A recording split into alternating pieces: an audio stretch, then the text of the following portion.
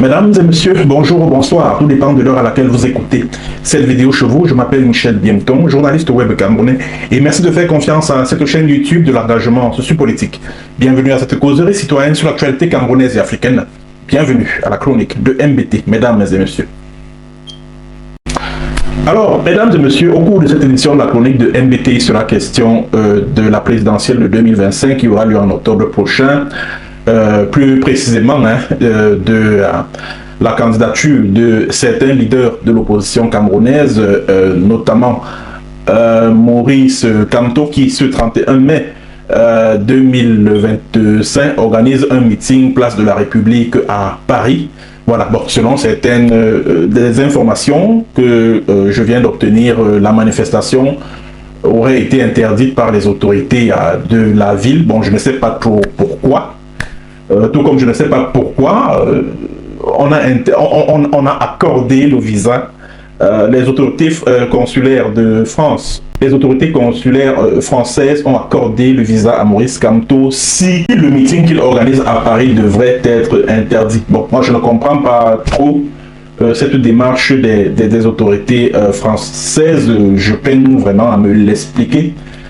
Toujours est-il que cela sonne comme un soutien ouvert des autorités françaises au régime de Paul Biya, aux autorités de Yaoundé, tout simplement. Voilà. Donc, c'est donc de la candidature de Maurice Kamto qui sera question. Et selon Radio France Internationale, Maurice Kamto est en négociation avec le leader du parti l'Union des mouvements socialistes, Pierre Kouemo, un homme d'affaires camerounais qui par le passé était un cadre du SDF, le parti de Nidjon Frounzi. Alors, l'Union des mouvements socialistes tient son congrès ce même samedi 31 mai 2025 et c'est à l'issue de ce congrès-là que le candidat de ce parti à l'élection présidentielle sera désigné. L'UMS remplit les conditions prévues par la loi électorale en son article 121 alinéa 2 qui stipule que les partis non représentés à l'Assemblée nationale, au Sénat, dans les conseils régionaux et les conseils municipaux doivent remplir les mêmes conditions que les candidats indépendants, à savoir recueillir 300 signatures. Or, l'UMS a un député, à savoir Pierre Kouemo lui-même, et puis des conseillers municipaux. Donc, par conséquent, le parti remplit les conditions pour investir un candidat à l'élection présidentielle 2025, ce qui n'est pas le cas du MRC de Maurice Kamto qui a boycotté les élections législatives et municipales de 2020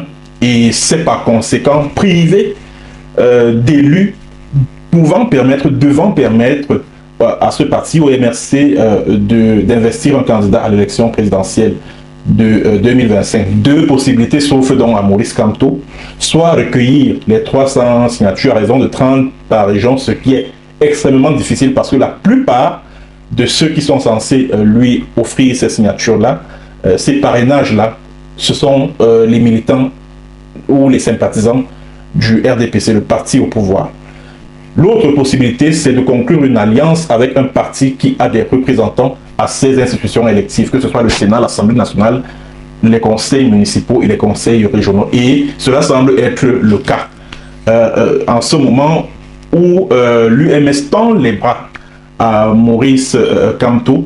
L'UMS manifeste la volonté d'investir Maurice Kamto comme son candidat à l'élection présidentielle de 2027. Sauf que le danger, c'est quoi? Le danger, c'est que Maurice Kamto doive démissionner du MRC pour intégrer le parti de Pierre Kouemo. D'ailleurs, sur RFI, Pierre Kouemo le dit, que l'une des conditions pour que le parti puisse porter la candidature de Maurice Kamto, c'est que Maurice Kamto puisse... Bon, il n'a pas cité le nom de Maurice Kamto, il a dit les candidats externes au parti. Donc, il faisait allusion à Maurice Kamto ou à un autre candidat. Alors, Pierre Kouemo a dit, sur RFI, que la condition que le candidat externe à l'UMS doit remplir, c'est d'adhérer au parti. C'est ce que Pierre Kouemou a dit sur RFI. Alors Maurice Kamto devra donc démissionner du MRC si sa candidature doit être soutenue par l'UMS de Pierre Kouemou. Donc voilà un peu la grosse difficulté. Et l'autre difficulté d'une telle démarche pour Maurice Kamto, c'est qu'il aura embarqué l'opinion nationale et internationale dans un débat inutile qui consistait à prouver au monde entier que le MRC a des représentants, que le MRC a des élus au Parlement, dans les conseils municipaux, c'est pas moi, au Sénat, etc. Si en fin de compte, cela venait à être confirmé, si en fin de compte, l'UMS venait à porter la candidature de Maurice Kamto à l'élection présidentielle de 2027, ce débat aurait été inutile. Il aurait embarqué, y compris ses militants, dans un combat inutile. Et il se serait même menti à soi-même, puisque ceux du camp d'en face lui poseraient la question de savoir s'il n'a plus d'élus. Bon, si le MRC a véritablement d'élus, comme il s'est tué à le dire à coup de discours, à coup de conférences de presse ces derniers mois, alors pourquoi est-ce qu'il rejoint un parti? Pourquoi il est obligé de conclure une alliance avec l'UMS, qui, lui, est véritablement représenté à des postes électifs? Et pourquoi se sent-il obligé de rompre l'alliance avec le FCC de Jean-Michel Ninchuk? Et aux yeux de certains analystes politiques, Maurice Kamto apparaîtrait comme quelqu'un qui est égoïste, qui ne pense qu'à lui. C'est-à-dire qu'il a embarqué ses militants dans un débat inutile qui consistait à démontrer à coup d'argutie juridique que oui, le MRC est représenté, le MRC a des conseillers municipaux à la commune de Bafoussam 1er.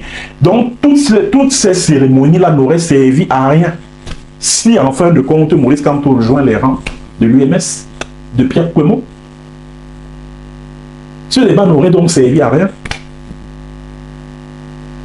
Et je vous ai dit ici sur cette chaîne YouTube, il y a quelques semaines, ou quelques jours, que Maurice Kamto était en train de négocier avec Maurice Kamto était en train de négocier avec des partis ayant des élus. Je vous ai dit ça ici. Je vous ai dit ça ici.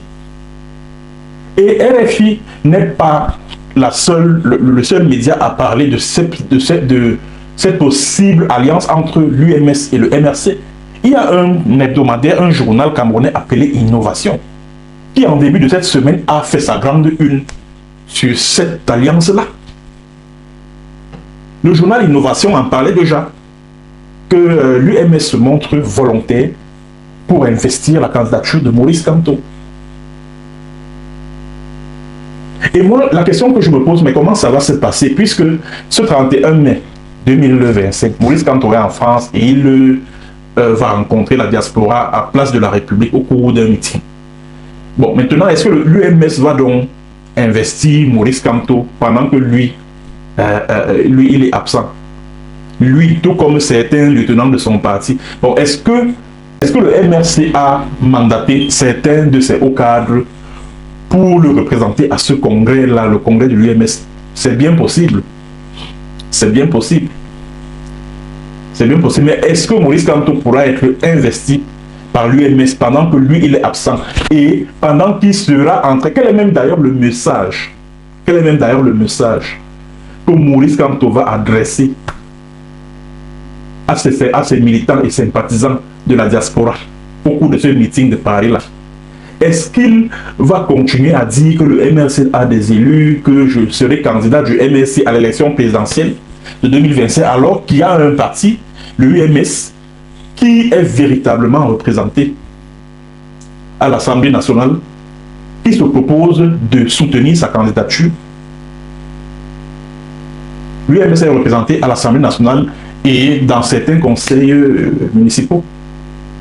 Et moi, j'ai vu certains, quand RFI a publié cette information-là, j'ai vu certains sympathisants de Kamto venir dire oui, fake news, oui, journalisme de caniveau. Tiens, ne sont pas les mêmes qui, il y a quelques temps, disaient que lui, RFI a confirmé que Maurice Kamto sera candidat jusqu'à ce que RFI vienne démentir l'information en parlant de fabrication d'un audiogramme à l'aide de l'intelligence artificielle. Ne sont-ce pas les mêmes qui, hier, disaient que oui, RFI a organisé un débat sur le mandat impératif qui est nul. Par conséquent, Maurice Kamto sera candidat. Ou même RFI reconnaît que le MRC peut investir la candidature de Maurice Kamto et tout ça là. Bon, maintenant que RFI annonce que l'UMS, donc l'Union des mouvements socialistes de Pierre Kouemo, se propose de soutenir la candidature de Maurice Kamto à l'élection présidentielle de 2025, ils disent que c'est faux. Les partisans de Kamto disent que c'est faux, que c'est du fake news, que c'est du journalisme de poubelle. Quand ils ont fait dire à RFI il y a quelques jours que non, le mandat impératif est nul, que dans certains pays africains ça se passe, les députés qui sont élus d'un parti peuvent changer de parti à leur guise, etc. etc. Ils ont fait dire ça à RFI il y a quelques jours, avant que RFI ne vienne démentir cette information. En parlant d'un audio fabriqué à l'aide de l'intelligence artificielle. Et je les vois ces derniers temps, ils disent oui, en Côte d'Ivoire, le parti de Laurent Gbagbo, PPACI. Mais les gars, évitez de faire des comparaisons inutiles et même bancales. En Côte d'Ivoire, les conditions d'éligibilité à l'Assemblée nationale, l'appartenance à un parti politique ne fait pas partie des critères d'éligibilité à l'Assemblée nationale. Le code électoral ivoirien ouvre les candidatures à l'Assemblée nationale, y compris au groupement politique. Donc ça veut dire que quand tu es député et que tu sièges à l'Assemblée nationale, tu n'es pas obligé d'appartenir à un parti politique. Or, le code électoral camerounais oblige le député à appartenir à un parti politique. C'est-à-dire que le candidat à l'élection, aux élections législatives, sont obligés, c'est-à-dire que la liste de candidats doit être produite par un parti politique, c'est obligé. Or, le code électoral ivoirien n'oblige pas le candidat à être investi par un parti politique. Il peut être investi comme candidat indépendant, il peut être investi, c'est-à-dire que sa candidature peut être soutenue par un groupement politique. Donc, ça veut dire qu'une fois élu, le député peut changer de parti politique. En Côte d'Ivoire, c'est permis. Au Cameroun, ce n'est pas permis. Ce n'est pas permis. Ce que le règlement intérieur de l'Assemblée nationale autorise, c'est de changer. Un député peut s'apparenter à un groupe parlementaire. C'est-à-dire un député qui n'a pas de groupe parlementaire, un député de l'opposition, peut estimer que non, il se joint au groupe parlementaire du RDPC, mais il ne devient pas député du RDPC. C'est comme ça. Vous avez passé tout votre temps, c'est-à-dire que ces gens-là, ils ont passé tout leur temps à nous saouler ici avec des histoires de mandat impératif qui est nul, avec des histoires, alors qu'ils sont en train de conclure des alliances, en secret avec des partis qui sont véritablement représentés à des postes électifs. Tout ce débat-là aura donc servi à quoi? À quoi aura servi ce débat-là? Ce débat aurait été inutile. Inutile. Et même jusque-là, est-ce que ça va même être facile? Ça ne va pas être facile du tout. Ça ne va pas être facile du tout. Parce que, comme je vous l'ai dit ici, le pouvoir de Yaoundé, le pouvoir des BIA est en train de manœuvrer pour empêcher les candidatures de Kamto et de Cabral Libni par tous les moyens. Je dis bien par tous les moyens possibles. Parce qu'ils savent que si ils laissent la possibilité, que ce soit à Kamto, que ce soit à Cabral Libni, d'être candidats, ils vont rafler, c'est-à-dire qu'ils vont aspirer les voix les voix qui sont acquises au parti au pouvoir au regard des lignes de fracture qui marquent le régime de Paul Biya en ce moment. Parce qu'au sein de ce régime-là, il y en a qui ne sont pas contents de ce que Paul Biya soit encore candidat à l'élection présidentielle. Alors, pour exprimer leur mécontentement, ils vont être obligés de voter un leader d'opposition qui a une certaine envergure.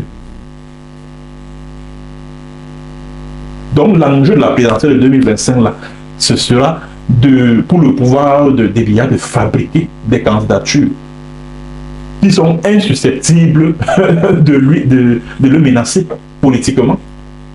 Et c'est ce qui va se passer en octobre 2025 là. Voilà pourquoi moi je dis, bon, les meetings de Paris, c'est bien beau. Moi, j'aurais pu être là, hein, à ce meeting-là, le meeting de Paris, là. Mais dès lors que